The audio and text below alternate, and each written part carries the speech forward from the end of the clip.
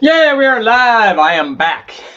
So hopefully, it wasn't gone for too long, but we got a lot of stuff done. I have to say, it was great to go out and see Jimmy, his family, and his friends and stuff. I got to do a lot of cool stuff. I got to go over to Victory Motorsports, and you guys will see in the video on that. We did a walk around. So for all of my JDM fans, there were two J's as far as the eye could see. There were RBs. There were just all kinds of cool stuff. We even did they did some dyno rips on a 2J Supra. Looks like the white Supra in Fast and the Furious that Paul ventured off into heaven. And so very, very cool stuff. So it was great to see those guys. But the reason that we went there is so that we could do this. So that we could design and build a turbo kit for this one was done in a Tahoe, but Silverado and other things. This was on a 5.3 liter. I did a lot of posts on social media while I was there, so I did Instagram and Facebook and stuff, so you guys could kind of see what was going along. We did a lot of stuff. I mean, Jimmy was, and I'm going to have him on live feeds too, so we can talk about this. Jimmy was on the welder and got all of that stuff done. It was awesome. We did so much testing, in addition to building the kit, which is, it's just hours and hours of trying to make stuff happen.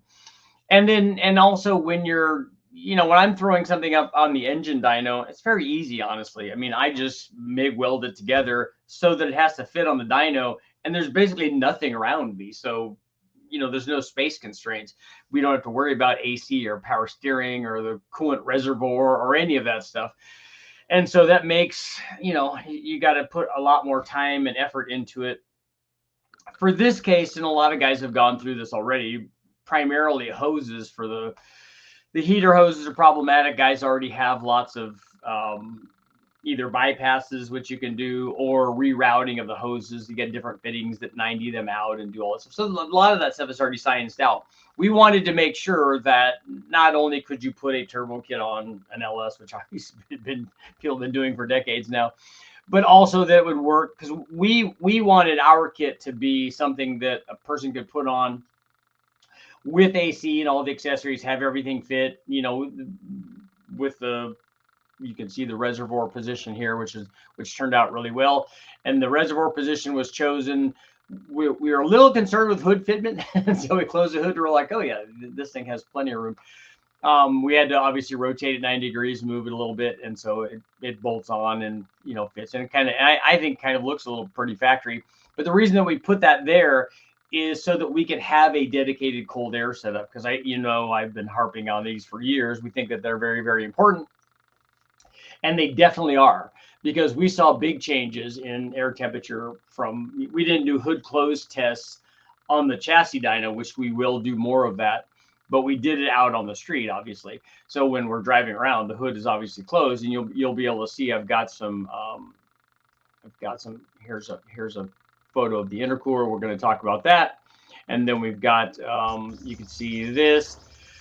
When we're out, this is when we were out on the road. I'm just showing you a replay of the data log. This was when we loaded the thing in second gear. You can just select the gear that you want and lock it in that gear, and we ran it in second gear. We also did a third gear pull. What we were trying to find is, what is the onset for boost? And we wanted to see what the onset was. So I'm putting all of this in video form. Obviously, we're going to do some videos on all of this stuff, because we did a lot of testing. And we wanted to see when this thing made boost. And we had a G42 on here, which really, really surprised us. So for you 6-liter guys out there, you need a G42. You don't need, but that turbo is amazingly responsive, even on this 5.3 on the street. We did, like I said, we locked the thing. We did pulls where we didn't lock the transmission, which would be more normal for people. And so that the thing downshifts and does the thing that we all talk about. Oh, when I'm towing, I'm going to load it at 1800 RPM or something silly. But the G42 turbo on this basically stock 5.3 has got a stock cam, intake manifold, all that. It doesn't obviously have stock injectors or fuel pump, because you need to upgrade those when you're doing boost. We ran this thing when we were doing testing. We ran it on pump gas. We ran on E85. We did all the stuff that people want. But in this test, we were trying to see when this thing would come on. So we wanted to see what RPM the boost is coming on in second gear, you know, with less load, in third gear with more load, because that kind of artificially helps the turbo. So we did basically roll-ons and wide open throttle stuff below 2,000 RPM, because people want their below 2,000 RPM, and just to see what would happen. How is the boost coming on in these non-real world conditions, I would call them, because nobody loads their Silverado, locks the thing in third gear, and then does full throttle runs from 2,000 RPM on up. But we wanted to show people what happens if you do that, and then also show them what happens when you don't do that, which would be way more normal. Because when you step on the gas, if you're in second or third gear or whatever, and you step on the gas and you're cruising down the road at 2,000 RPM or something, you step on the gas, it drops down into the lowest gear that it can, and then just hauls ass, because it's a turbo 5.3 and not just a regular 5.3. But in this, and particularly with the G42, we know the 3584, and we're going to be doing more testing with that on the street. We know the 3584 is going to have immediate boost. Jimmy and I were laughing about this and kidding that it's definitely going to have boost on the starter. So as soon as you start this thing up, it's going to have boost. So we were doing roll-on tests, and just to see what the initial, you know, where it starts making power. And initially the data logging was this. I'll show you. Initially, the data logging was this. We went to a local auto parts store, AutoZone, and just got a boost gauge and hooked it up and ran the hose, you know, around the window and stuff. And it's just me holding the gauge, videoing with the gauge sitting so that we can also see the RPM. But obviously, you know, we have this kind of data logging as well, so we can see that. And if you look really close, you can see at what RPM boost starts coming on, and you can kind of see the timing, and you can start see the tune file and stuff, or not really the tune here. Let's see, does this one have it? No, the third gear pull at the very beginning of the pull, like we always talk about, and we'll be covering all of this in the future. You can see a little bit. You can see 1 degree of knock retard, because again, people don't load it at 2,000 RPM in a higher gear, because you would want it to be in a lower gear. But if you did, the other thing that I wanted to mention, we'll go ahead and show you this here, is the interesting thing is during all of this testing, while we were running this thing on the dyno, on the chassis dyno at Jimmy's place, we ran it with, we have this air to water intercooler. And the reason that we ran this is there's in this Silverado and a lot of, like my 1500, I mean, this in the Tahoe, like a Silverado, there's just not a lot of room for an air-to-air intercooler, which is probably what we would choose in this case, and a lot of guys do. So if you put a different nose on there, you can fit an air-to-air without a lot of cutting and slashing. There just isn't room for a good size air-to-air, which is what you would need. And so we put an air-to-water on it. And for the chassis dyno, we just hooked the hose up to it and ran it. And I just made a little valve that we could turn on and off very, very quickly. So we're just not wasting water in between runs. But we ran that on the chassis dyno. And then when we were doing these pulls out on the street, we just had this air to water intercooler, but we had no water going through it, because we hadn't yet, when we were doing this testing, hooked up the reservoir and the pump and all that stuff, which is what Jimmy is doing now to drive this thing around. We also didn't have full exhaust on it when we were doing this testing. We just had, on the G42, we had a 4-inch exhaust, a 4-inch downpipe. That's going to be connected to the factory exhaust. So in the future, you guys will see factory exhaust, which I think is a 3-inch single on his, compared to some kind of aftermarket exhaust. We're going to run this 4-inch downpipe and other size downpipes. We're going to run the 3584 and the G42, both the 3584, probably run it with a 3 and also with the power cone 3.5. And the interesting thing on the G42 is we have to do a reverse power cone on the 4-inch to go down to the stock exhaust. But people want to see what this thing does in the real world with complete exhaust, and we want to see how restrictive the stock exhaust is going to be. You know, when we were doing this initial roll-on testing, we're only doing it at, like, I think that which we also tested wastegates. So there's so much stuff to talk about. We tested wastegates, and so we have chosen the wastegates that we want to use. The wastegates come with a dual spring. We took one of those out for the initial testing, and it made about 3.5 or 4 pounds, which is where we wanted to start it to do all of the tuning on this, which we are going to have tunes for you guys as well. So we got lots of cool stuff. But we just had that single spring in there. We also had tested out a wastegate controller, a manual wastegate controller. Again, all of this trying to keep it, budget friendly for all these guys. We tried it with a wastegate controller. We ran it up on the chassis dyno. We ran it up to about 12 pounds, which was the limit of us running the light spring and the wastegate controller. That's as far as we could go. Now, when we put the second spring in, which we're going to do, again, just lots and lots of testing and time. But when we put the second spring in, it's probably going to be about 7 pounds or 8 pounds, somewhere in that range. And then we'll be able to go up farther if we want to go up. But the way that we were running this is that we were running it with the stock map sensor, 1 bar, and a stock mass aerometer. So with the things that you have, so that you don't have to have more things, you can take it, to a certain power level. We went up a little over 500 at the tire on E85. We went up a little over 400 at the tire on pump gas. You can get to those limits, and you can even go a little more. Probably could go to, I think Joel was telling us, judged by the MAF counts, maybe 550 or something at the tire, in which case you would want to start thinking about switching over to a speed density setup. And we have a 3 bar on there, which we're going to be doing speed density setups to go up in more power. We're going to try different cams. We're obviously going to put a low buck truck camshaft in there. And like I said, there's tons of things to talk about. So I got data, I got stuff to talk about for live feeds forever, for a long time. So you'll get tired of hearing about turbo stuff. Well, I don't think you probably will. But we used all of the things that we have. So we use I'll have a video on putting the 525 pump in. You do have to dismantle the basket a little bit. You got to get a little bit radical with the basket to get that fit, because it's just so much bigger than the stock pump is. But we put that pump in, and that's what we ran it with. We ran it with our 1000cc injectors. That all worked out good. Stock lines and pump or filter and all that stuff. So all that worked out good. But the turbo kit came out great. It works.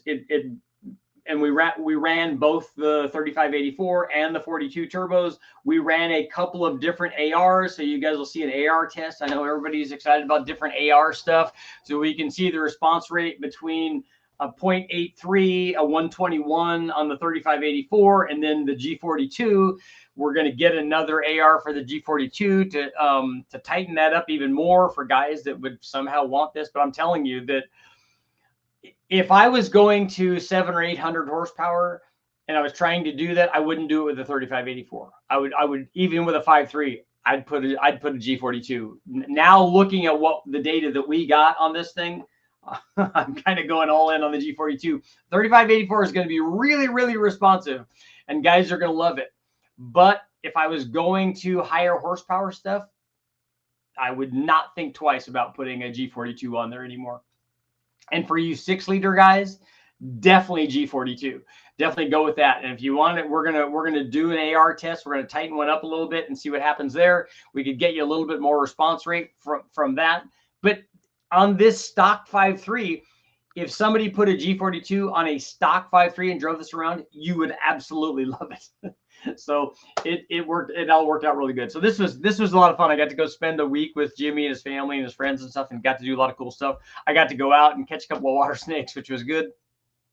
Traipsing around in the wilderness. So that all worked out good. So lots of cool stuff. We'll see what you guys got going on. See if you guys have any questions here, which I'm sure that you do. And if you want to, I posted a bunch of stuff on, like I said, social media. One of them was me not getting this sticker on straight onto the air-to-water intercooler. There. And yes, I think somebody mentioned this transmission. This is a 340,000 mile 5.3 with a 340,000 mile 4L60 in it. And that's part of the reason that we didn't go crazy also on you know, really higher power levels, because you always get these knuckle draggers out there. Ah, why didn't you run real boost in it? Everything that you put together, particularly if you're doing like we're doing roll-on boost onsets to try to find out when the thing is coming on, you don't have to do that at 15 or 20 or 25 pounds. That's just nonsense. If you go back and take a look at the big bang testing that I did, particularly on the 4.8 and 5.3, you'll see that the boost comes up the same every time.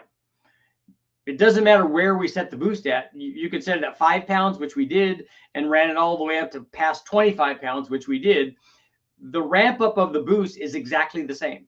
It just keeps going to another boost level. That's the easy part of it. The turning the boost up is like, okay, here you want it 10 pounds, 15 pounds, 20 pounds, whatever. That's the easy part of it. That's just more boost. That's really simple. We were looking at onset for stuff, so we didn't care that it went up to 4 pounds. We did some 7-pound stuff. You know, we did all that on the road, but all that it does is ramp up exactly the same. It just continues to go up before the wastegate opens up. We want to do some electronic controller testing. You know, lots and lots of cool stuff. Sergeant, what's going on?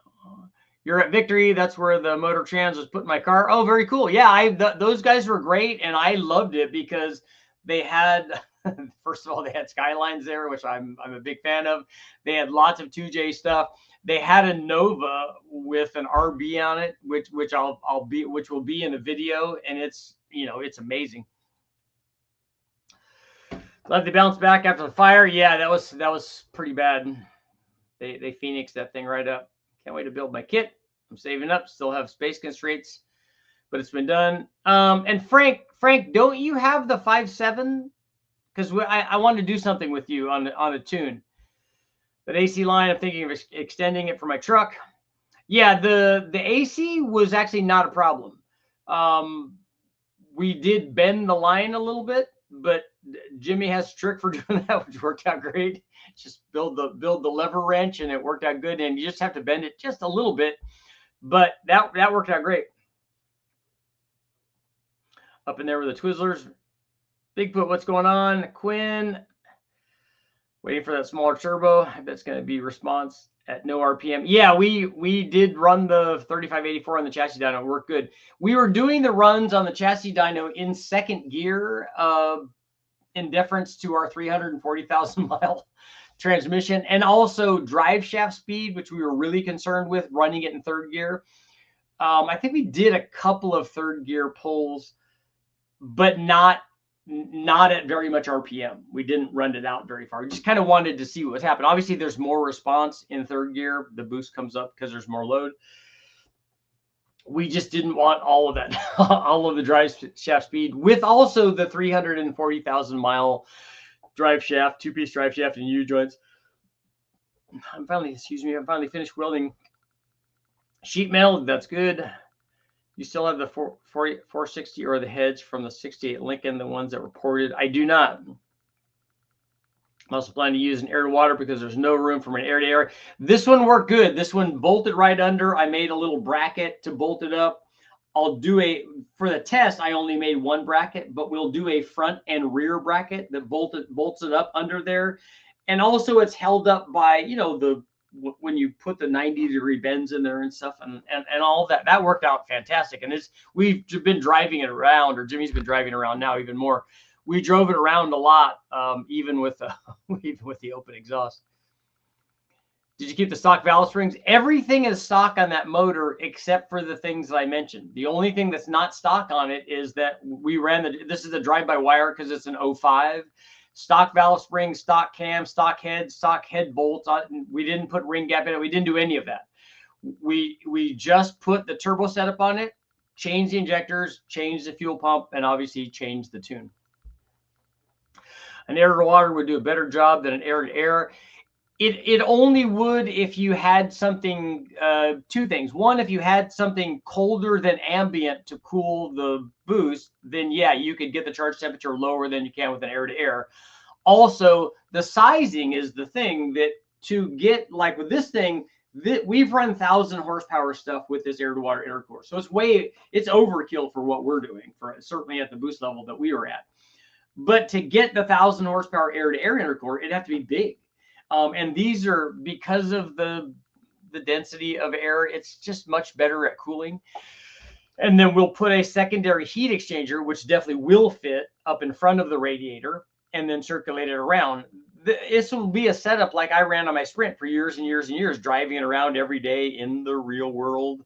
And it was much better than the air-to-air was in my case, because the cooler that we used, the intercooler that we used, that core was bigger, flowed more, and had more, change in charge air temperature than the little air-to-air did, because it doesn't have, that one didn't have very much airflow, and we were trying to flow air from outside the engine compartment into the engine compartment, which I don't think is a good idea. And also, because it's in there, it can't help but get heated up.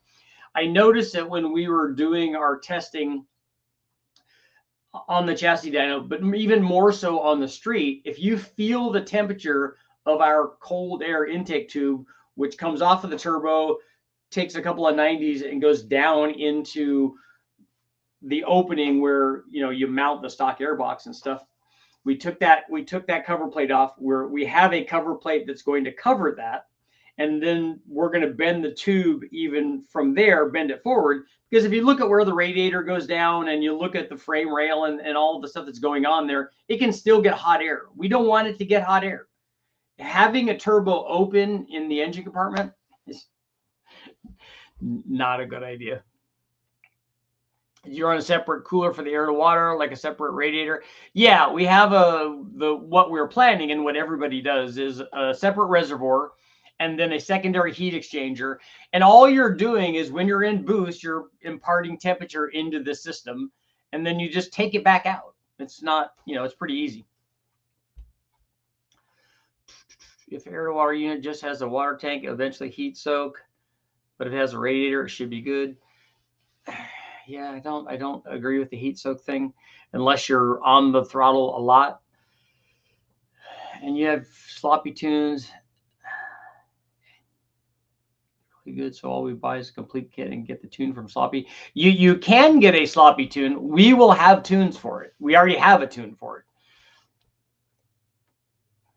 How is the GT40 response compared to an S475? Way better than a T6 S475. How do I figure out if I can run a higher rocker ratio, and should I just leave it stock 87 Grand National aluminum port heads and cam? Well, if you already have a cam, you already got added lift from the cam. I don't think you should be thinking about rockers unless you're going from a factory rocker to a roller rocker, a roller tip rocker, and a roller fulcrum rocker. Then that's more than just a ratio upgrade. And do you have head flow that supports whatever this new lift is? There are a couple things to consider. When will I see the kit on the website? After we have, we're just now in the development phase. New shirt, turbo forever. Got my ball bearing 3584 for my Durango. Now for the rest of the parts, there you go. That'll be good. It's going to be super responsive. Would appreciate any direction from the group on a good Dodge tuner. Does anybody have any Dodge tuner for AZ? Just bend the lines out of the way. Yeah, that's all we had to do. The way that we did it, we also wrapped the discharge from the wastegate going down. We just have it going down to atmosphere. And Jimmy has some good wrap that we use. And then we're going to do even more work on like the intercooler lines. We ran the heater core lines. We ran those the way that they are and move them out of the way. They basically have to go around a fairly long drain tube coming from the turbo.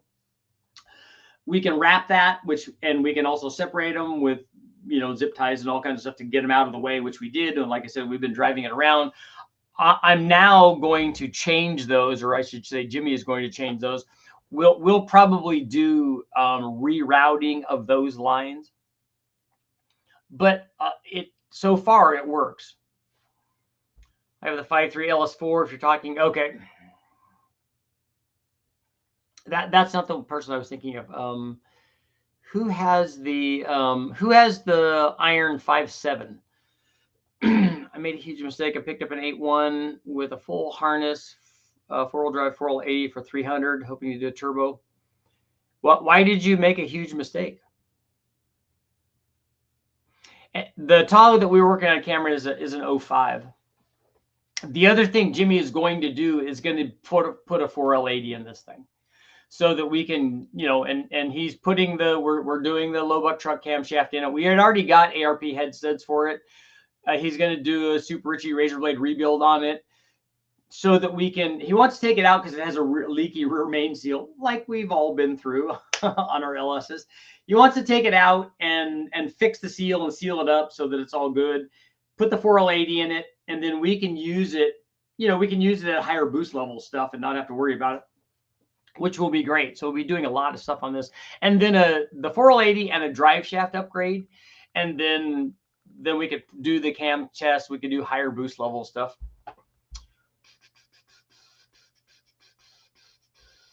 Got the idle dialed in better on the daily with the low buck truck. Struggled with an idle adapter. Tables messing with me in park and would die after a minute. I bumped the RPM up. Okay, cool. Will the tunes be on the website? Yes, we will have tunes for the cams, for like a low buck truck cam with 50-pound injectors and stuff, and then, which is what we obviously are going to recommend because you're going to need injectors for that. And then stuff for the turbos as well. This kit pretty much good for any GMT 800. I don't know that they made big changes. The only thing that's different is the early and late ones, I'm told, that I haven't looked at them, have changed the battery position. So there's going to be something going on there. Was on roller rockers already on the iron heads, but they don't fit the aluminum heads. The main reason I ask is 1:6 ratio is in stock, but 155 closest to stock is not. These are CNC race part heads and intakes, so I can have the flow. Cam is actually small for the build, so as it was for the iron heads. Okay. G42 with an electric wastegate. It's going to rip. Yeah, with an electronic controller, I don't know that, I mean, guys maybe would go to an electronic wastegate. That's a pretty expensive proposition. But even electronic controller, like a 3-port or a 4-port controlled off of something like a Holly, an electronic controller would help with the last portion of the ramp up. The initial part of the ramp up is the controller doesn't do anything because the wastegate's closed. And the wastegate would be closed even more so if we had more spring rate in it, because we only have a 4-pound spring in there now. So at the last part of it, where the wastegate starts opening because of back pressure versus the spring pressure versus boost pressure, the last part of it will keep it, and it will hold it closed, so you'll get, you know, all of your boost if you have it set 710 or whatever boost you have it set at. So right at that last part of it, you'll get a better ramp up for that. But the initial stuff, it won't affect it at all. Because I have to explain to my wife why I bought yet another project. Yeah. 8.1 is good. I work on these regularly. They make good boat engines, prefer NA weld cams and high compression. Yeah, the 8.1, since it's big, it makes a lot of power. Putting a turbo on there is great because it's now it has even way more torque. I'm all for tune information. Like to get my kit done this year. Yeah, and I don't think the tune is gonna be any different on a front wheel drive one. My wife just asked if it would fit her 01 LM7. I told her yes. She's not getting one until I get one. Yeah, that makes sense. I know. I want to put it on the Silverado. All of this stuff turned out great. The cross under pipe, the manifold itself is really good. So it'll be it should be a good deal. And then I'm excited about doing all the other stuff too. There's going to be a lot going on. We tested out wastegates, and the wastegates work fantastic. The tunes be HP tuners. Yes, we think so.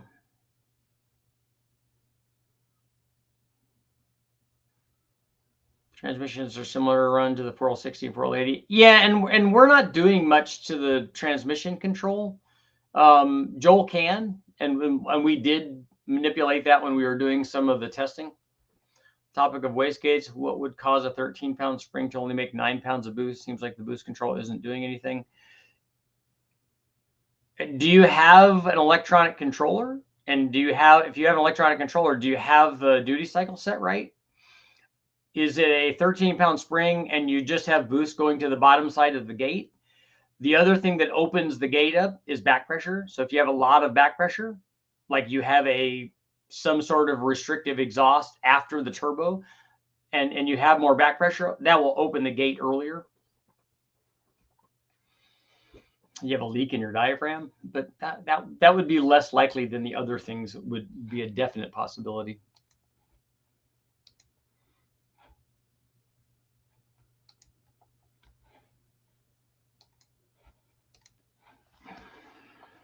Because the back pressure is pushing up against the wastegate valve. So that's pushing up. The boost pressure is trying to open it, and the spring is stopping it. So if you get the boost pressure and the back pressure working together to open it, it doesn't matter that you have a 13-pound spring if you have more than 13 pounds working against it. Or in this case, if you have 9 pounds of boost plus the back pressure working to open it, it can overcome a 13-pound spring. And that does happen.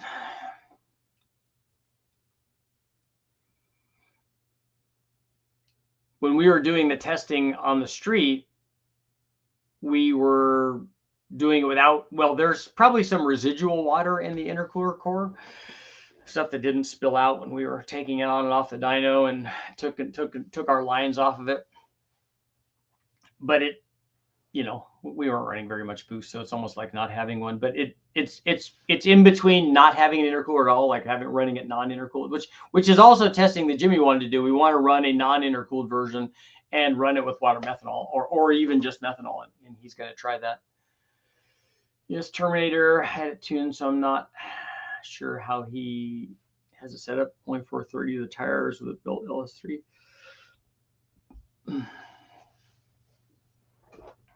Is it 430 on pump gas?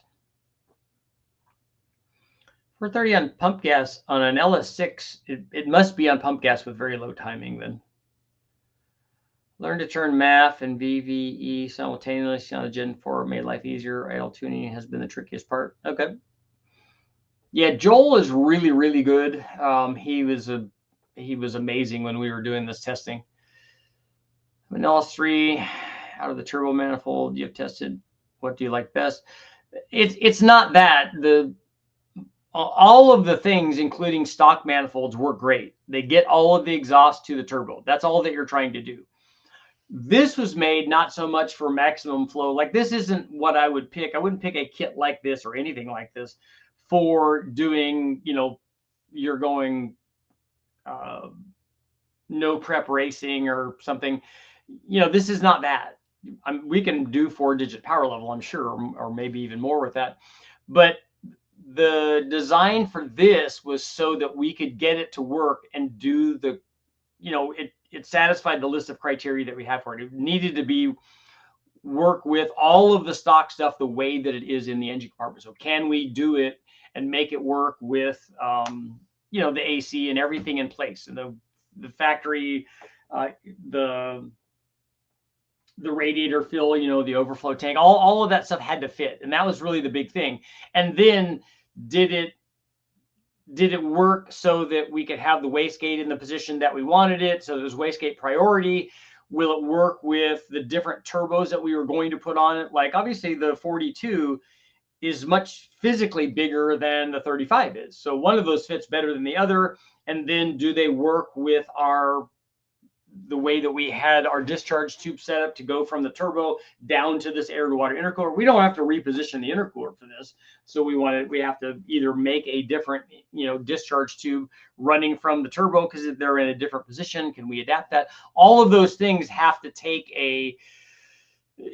you know, take consideration while we're doing all of this. An LS3 out of turbo manifold. Oh, which one do you like best? On a stock 5.3, how many pounds of boost does it take to get 600 wheel horsepower? We were at 12 pounds with the 42 on E85, and we were at like 520. So, I mean, I think at 15, it's probably there.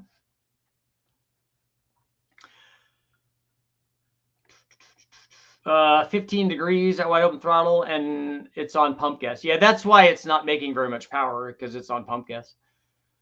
That's why electronic is better. It's electric. It doesn't need vacuum. It starts now and opens whenever to bleed off boost pressure, kind of like a regulator. I know what an electronic wastegate is. I'm familiar with it.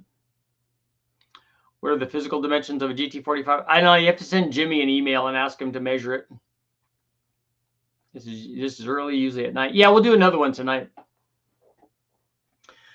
Might have a tight fit in the Nova. Yeah, you need that RB20, RB26, or I don't remember if it was a 25 or 26. That fits really nice. There's all kinds of room in the engine compartment with that. Where does the downpipe route on the turbo kit? Is it set up to run a rear exhaust? Yeah, it goes down. The downpipe goes down into past the frame rail, and then Jimmy's hooking it up to the stock exhaust, because right now that Tahoe has a stock exhaust on it, and we're going to do exhaust tests with it. And I don't know if we're going to do a 4-inch downpipe or not. I don't know if what we're going to offer for that.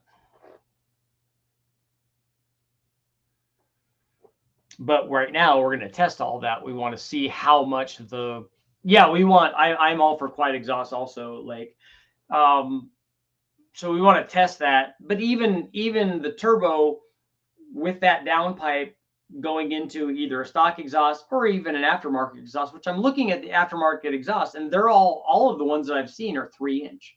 I'd rather have a 3.5-inch exhaust on it, but the RB engine sounds good. Yeah, they had Michael. They also had a BMW there as well that they were working on, and they were kind of surprised at how much power it made, because it's an M3 motor, so it makes so much more power than obviously a low compression 2J does to start out with. And like, oh yeah, this thing's making a lot of power. Yeah, it is, because it starts out making a lot more power. What does RHP stand for? Well, global. You can't find kits. This is the very first one. They're not available yet, and it's Richard Holdener Performance is what the name of my company is. You can see it. It says it right below in the photo.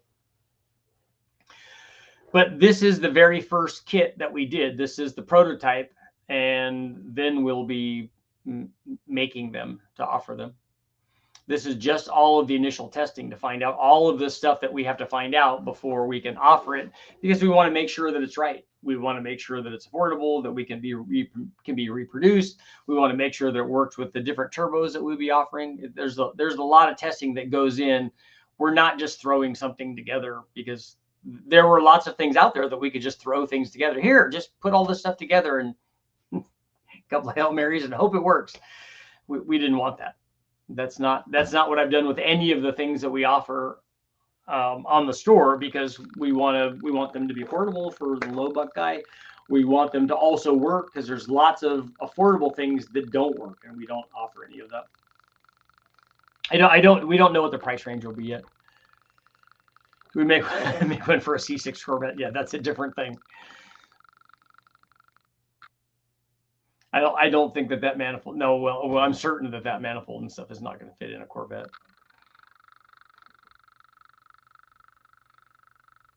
That engine bay is really problematic.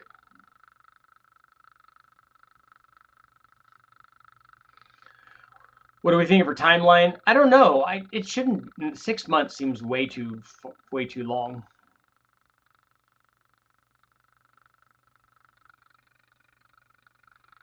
Because the only thing that's going to need to be produced would be there would be 3 main things. One obviously is the manifold. The other is a downpipe. A downpipe's fairly easy, and then the tubing to go for the discharge side. We didn't run a blow-off valve on this during this testing, but we obviously definitely would, because you got to hear the noise, right? And they're a good idea to not, hurt the turbo. But we're still worried in this thing. Like we want, and this shows you about testing, is that there's obviously a lot of incentive internally to go out and just, okay, the turbo kit's on there, the tune's on there, everything's working. Let's just go out and just mash this thing and thrash this thing around. but we still have a lot of testing to do. So that's why we didn't go out and set it on 15 pounds and go out and just roar around the neighborhood. Because while that would have been fun, it could have been fun for a very, very short period of time. And the transmission could have, like on the first shift, could have just destroyed itself, which we don't want to happen. So doing 1 gear runs on the chassis dyno, the odds of something breaking are very low. Doing single gear locked roll-ons on the road and just doing a few of those, again, we're trying to minimize the potential for damage on this thing so that we can get more data, because more data is better. A transmission breaking doesn't give us any data, and we all know that it's a possibility. So we'll do all of that stuff while we can. Jimmy's definitely going to swap an 80 in there, and then when we do that, then we can go out and, you know, if we want to have fun with it, we can. 4As, yeah, it will fit the trucks, and it should fit. This was designed for the trucks that have the battery in that position. I think it will work on the others as well. It would just require relocating the battery, because I don't think, other than that, I don't think that there's going to be an issue. I'll gladly help if there. Yeah, I think a tune from this thing from a 5.3 or 4.8 or whatever, because that's probably what you have, right? Is a 5.3.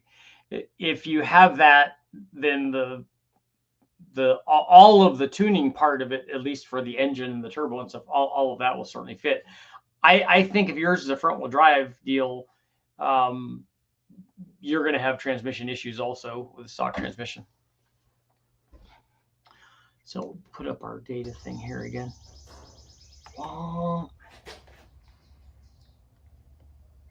TPS, wide open throttle. Boost went up to 152 kPa on that. So we could stop it here.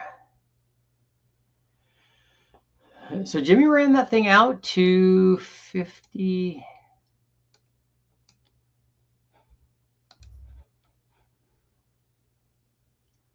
5,800. Yeah.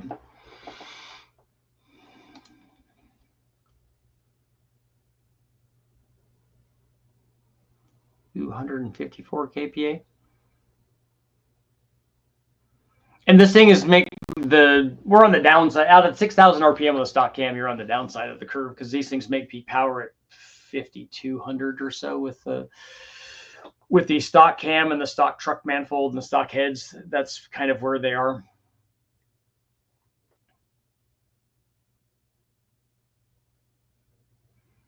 That looks like it's 16 degrees of timing. And this thing will take more timing up there, but we were conservative. Like how it pegged the boost gauge at 2,000. Let's see.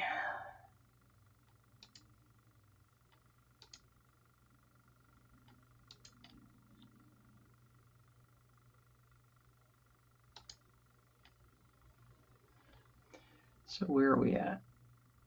So that's 2,000. That's only 103 kPa. So it's making boost there. Yeah, 106 at 2,100. 110 at 2,300. So that's about a pound and a half.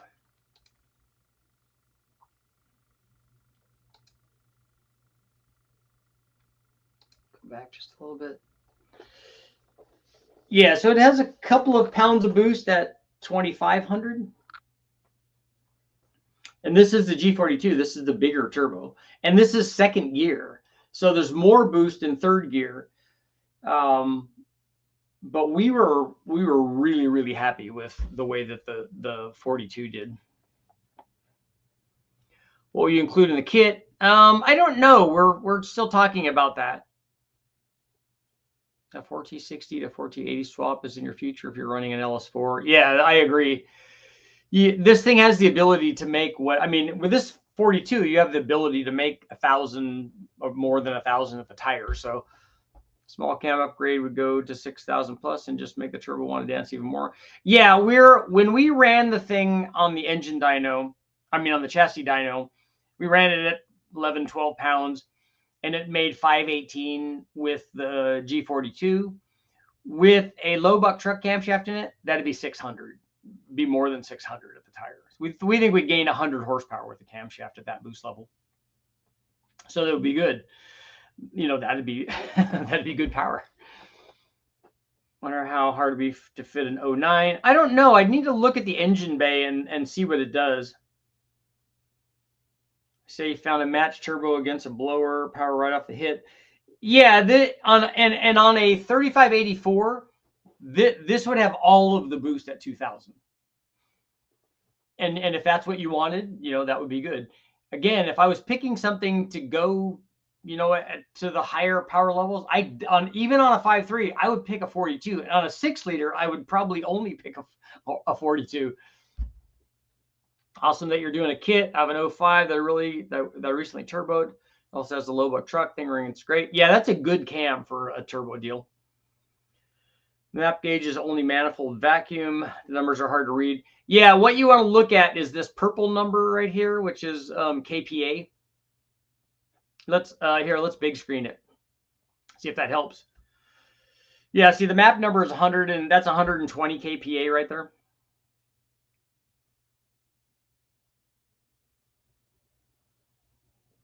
I don't know. Can you guys see it better like that? There's no knock retard. That's good.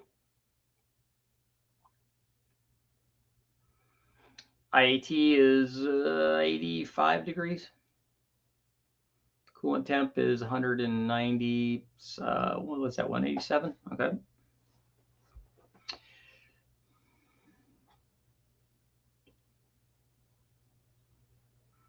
Let's see. Do we have throttle position? 99.6. Mass airflow. Is that 13 pounds a minute? Oh, air intake is 95, it's showing. Oh, okay. That was I didn't see the second one there. 39 miles an hour. Knock retard 0.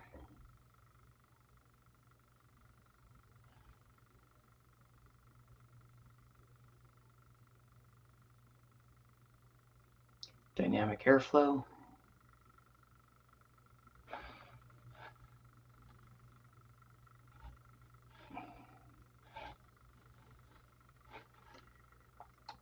Let's go back. There we go. John Capizzi broke the record again. Went 413 at 177. I saw that. I've been following that. He's getting some pretty impressive 60-foot times. I bet the 3584 would have boost off idle. Yeah. Need the LS Fox Bike turbo kit. Has to look and perform better than the On 3. Yeah, I don't know if this manifold is going to fit in a Fox. We don't think it will with the way that they do the strut tower stuff. It sticks in pretty far. I don't know that there's enough room there.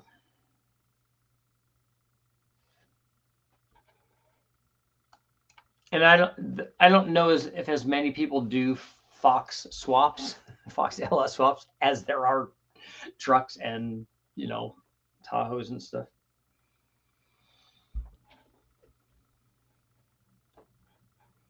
This thing did good though. So you can kind of see what the kit looks like there.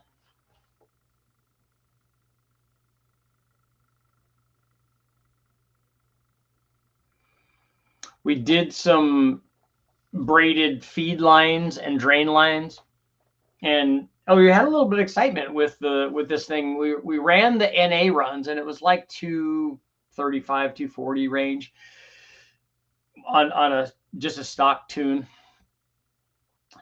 And we went to put the turbo stuff on and started the motor, and there was no oil pressure. We're like, what the heck is going on here? We thought that when we drilled the pan, and Jimmy drilled the pan, and when he was doing that, the hole for the drain, we're drilling and tapping it, he hit the the pickup tube. So I thought, well, did maybe he put a hole in the pickup tube? And so we pulled the pan off, and there were metal shaving, or not metal, but aluminum shavings in there. And we thought, well, did something get up in the oil pan or in the pickup and stuff? There was nothing on the screen, and nothing. We couldn't see anything in the filter. So what the heck is going on here? So we changed the oil pump pickup tube, which that was really, really small and deformed because it had 350,000 miles on it, which is kind of what I think is going on with mine again. And put a new one of those in, and the pickup tube, there's nothing wrong with it. It had a little ding in it from the drill bit, but otherwise no. Cleaned all of the aluminum stuff from the pan out of it. Threw a couple of Hail Marys at it, put it back together, and then it had perfect oil pressure after that. So we think it was the pickup tube O-ring, but I don't know why the pickup tube O-ring would go out like right when we're doing this stuff. Maybe this is the first time this thing had been run at any kind of RPM and any kind of load. He said this might be the first time this thing has seen full throttle in like 5 years or something, because they hadn't been driving it around. It had gone through, he'd used this for, like, all of his kids had like gone through school with it and stuff. This had been their just kind of their beater vehicle. And so this is the first time this thing has seen any love at all. And it saw a lot of love. But after that, we put that back together, cleaned everything out, put it together, no issues. The oil pressure is like, skyrockets, all perfect. So again, when you're doing these things, the stuff that we're doing, this stuff happens. It's part of the deal. But the drain setup with the ANs that we use an AN this is a really long extension for the drain tube. So coming out of the turbo, it's a 2-bolt flange, which they typically are, and then has a long extension that ends in a big dash 10 or 12. And then we ran that down to the pan, and so that and it's all of that's quite a bit above everything, so it drains really nice. And same thing, we made the feed lines with the AN fittings. All of those went together great, and we had more than enough line to do what we were doing, so you could route it kind of however you want. And Jimmy put those fittings together, and that worked out great on the turbo. It worked perfect on both the 3584 and on the 42.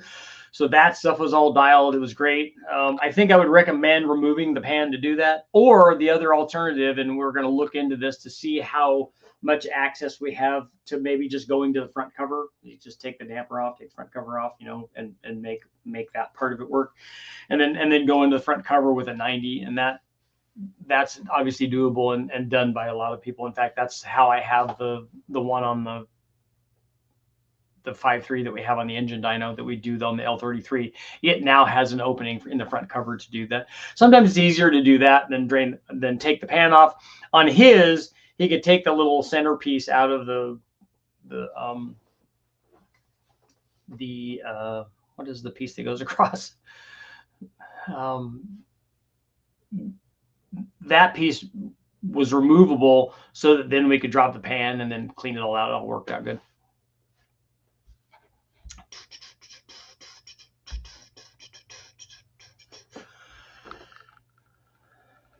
Merry Christmas to me with a new turbo kit. That'd be good. Father's Day is coming up. So if you guys, for the fathers out there, Father's Day is coming up. You got to tell your wife, look, go to RICHARDHOLDENERPERFORMANCE.com. I want a G42 turbo. Big temperature change. I had both my pickup tube O-rings go at like 120,000 miles going from winter to summer. Yeah, that might be it. Fastest car I ever owned with my pops was a 71 GTX 446 pack on a 4-speed, a 72 Sebring Satellite with a 400. The 400s are cool. The curiosity, do you use different engine oil for the turbo setup? No, we used the oil that was on sale at AutoZone. We just ran 530 in it like I do on all the engine dyno stuff. Again, that particular truck might not have seen an oil change and it saw 2 of them because we changed the oil when we drilled the pan and stuff, and then emptied it all out and put new oil in again after we put the pan back on. So, It'll work on the 2012 Yukon, the 6-liter. Yeah, it should work on that. The only thing is yours has I think the 2012 has the battery on the other side. And so this one has it on the driver's side. Yours might have it on the passenger side, so you might have to relocate it. Cross member, that's it, yeah. Looks like it would fit on my 2000. Yeah, it will. Mechanical fan delete. Yeah, these have the dual electric fans on it. Drag link. Oil pan on my Nova has 2 oil drains, so it's ready there. There you go.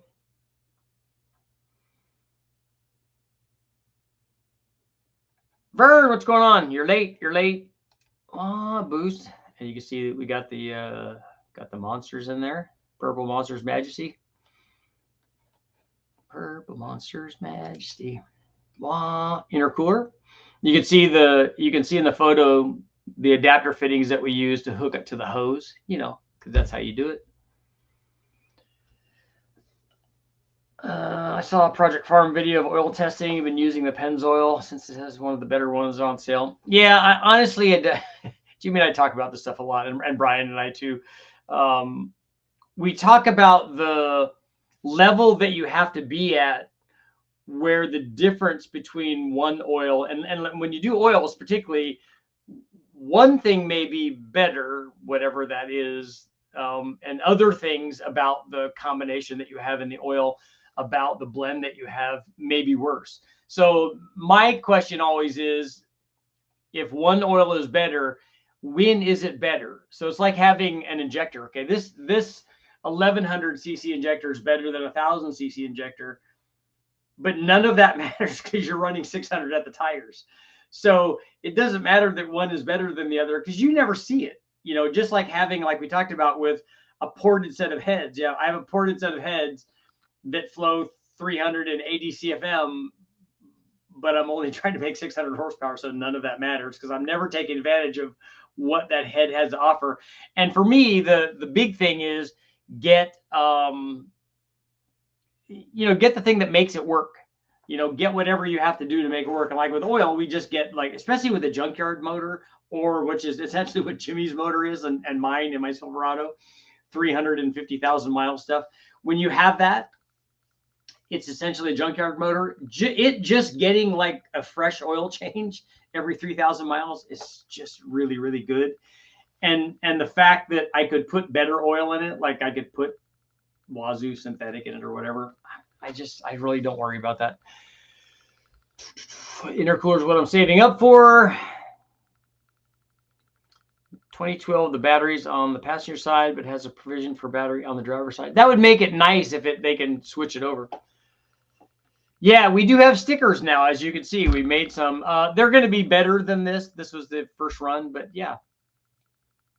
You need to remain loyal to your oil brand, just like fuel.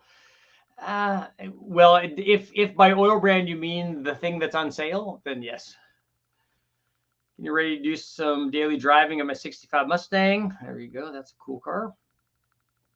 We'd be offering intercoolers. Yes, the intercoolers will be also part of this. Because of this testing, we have now we have a lot of other things that are going to go up for sale on the site. Richard, you had to run a winter plug and summer plug. A different spark plug for the summer and the winter. We don't do that. We ran the stock plugs in this and blew all the carbon off of them when we were doing the NA testing, and could well have run the stock plugs on this thing at the boost level that we were running at. We would have brought the gap down because these things had giant gap, whatever these plugs were. They may have been the original ones in this motor. I don't know. But they had a ton of gap.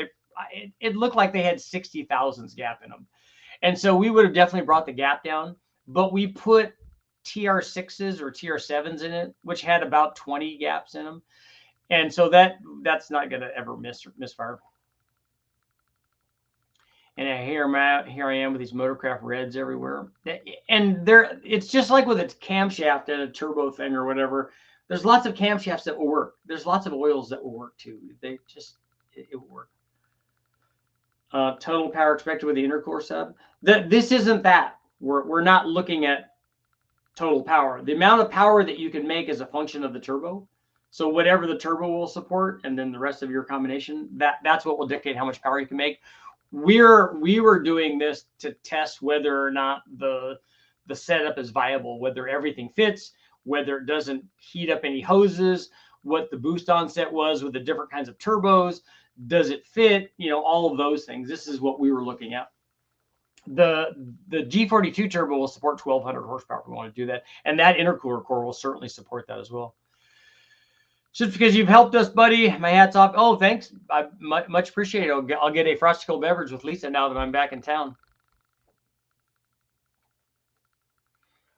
Frosty cold beverages all around. I ran the stock 300,000 mile plugs on my first turbo 5.3. Ran fine. Yeah, if it misfires, bring the plug gap down. I've done that on a lot of junkyard motors where we just, you know, because you don't know what kind of condition they're in.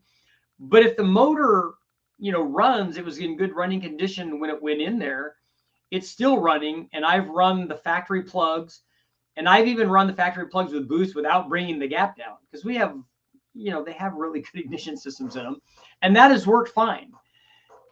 I would bring the gap down to make sure that you have no misfire, because there's no downside to that. It doesn't run better with more gap. It doesn't make more power with more gap. None of that happens. The only thing it does is add your chance of possible misfire when you have more gap under boost. So we don't do that. This thing probably needed a spark plug change, like a tune-up. Again, they may have been the original plugs. So we put that in. This turbo setup that we tested also worked with the original factory plug wires. I think I take that back. I think Jimmy did put new plug wires in it, not because we were trying to change anything, but that's right. The original plug wires that were on this, when we went to take them off the plugs, they just pulled apart. So it was time for new plug wires. So we went and got a set of plug wires from the local auto parts store, put those on. And then all we did was, for the turbo setup, and it was only on one side, just on the side that has the turbo on it, with this big 4-inch downpipe. Might not be necessary on a smaller downpipe. We just zip tied them out of the way, and it worked fine. We were thinking we were going to have to do maybe sleeves or something on the, you know, to protect the boots, and then the wires themselves, which come out and get it and could come in contact with the 4-inch downpipe.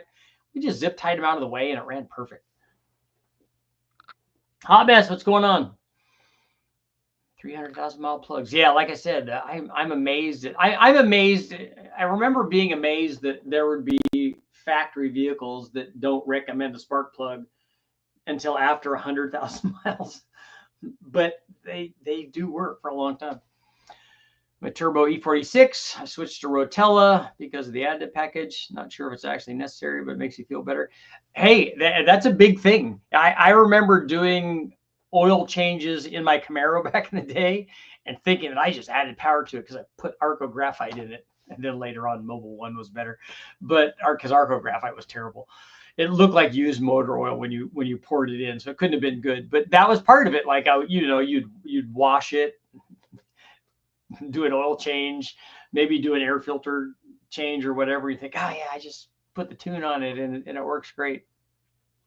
The best thing that I ever did to that car was a shift kit in the Turbo 350, and then playing with the kick down cable on I put a 4-barrel on it because it's originally a 2-barrel motor, but putting the 4-barrel on it was fantastic. Putting the shift kit on it was fantastic. And then playing with the kick down cable so that in driving around in third gear, when you went to full throttle, it would drop all the way down to first gear. And then it would go. It was pretty cool. But it was a 308 geared turbo 350, mild 350 anyway. So it's not like it was going to win a lot of races, but I could beat my friend's Firebird, so I was happy. And my other friends, they got a 280Z, but it was an automatic, so it was like his was not that fast. But it was fun. It was awesome. It was all good in the hood. So we got one more minute. Darren, any more questions on the turbo goodness? Wah, wah. Jimmy revving it out there in second gear. I ran SuperTech synthetic from Holly World. Never an oil-related issue.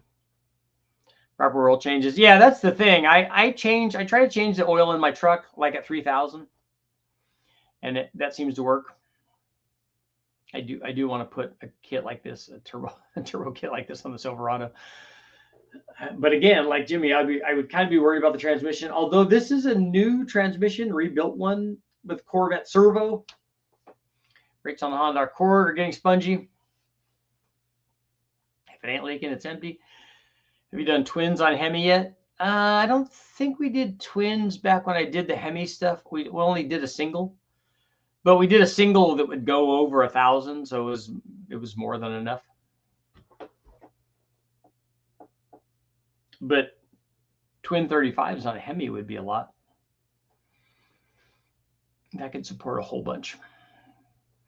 The other thing we're doing is Jimmy is hooking up a setup so that we can run back pressure on these two while we're driving, or rather on the chassis dyno. When will this kit become available for pre-order? Take my money. I wouldn't take anybody's money until we're ready with the things that we need to be ready with. And so we'll drive around and do some more testing with this and make sure that it's all good. And then we need to get production capability for the manifold. And also for the discharge tubes will be easy. That's just welding bends. And then same thing with the inlet tube. How can people afford new cars? Yeah, I was looking at new trucks. I'm like, yeah, that's not going to happen. No, thanks. And I don't think I would buy a new Chevy. I don't think I'd buy a new Chevy with an LT in it. They're kind of having problems with those. So I'm not interested in that. I think right now, if I was going to get a new truck, I think I would get a Dodge. I think I would get a Hemi. Although they're not even going to do Hemis anymore. Or maybe they're going to come back now, so we'll see.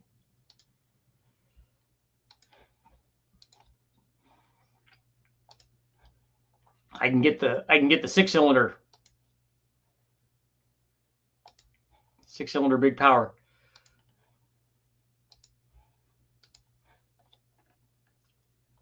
The one with turbo-y goodness.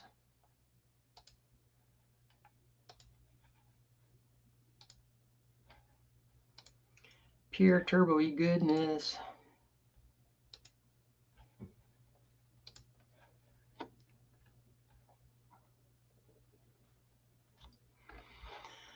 Man, oh man. I don't make car payments, I make RHP payments. There we go. We got to put you on a payment plan. Like to be a test mill on the East Coast. Well, this is in Georgia, so this is on the East Coast. We're trying to get back to driving. All right, we'll see you later, man. But it is time to go. But the good news, I'll be back tonight, and I'm going to have Jimmy on a couple of these so you guys can ask questions about it. This was welded together. He did a fantastic job. It's all TIG welded. He's going to do it. The production ones will be done a little bit differently. He can kind of go over that. And then I'm also going to have Joel on to talk about tuning, because I'm excited about getting tunes out to guys. I've had a lot of guys ask me, hey, do we have something that can at least start it? And now we're going to have something that will be quite a bit more than that, and also something for the NA guys that are putting cams in so they can get it and run it and stuff. It's just, I can't believe how expensive it is to have to do an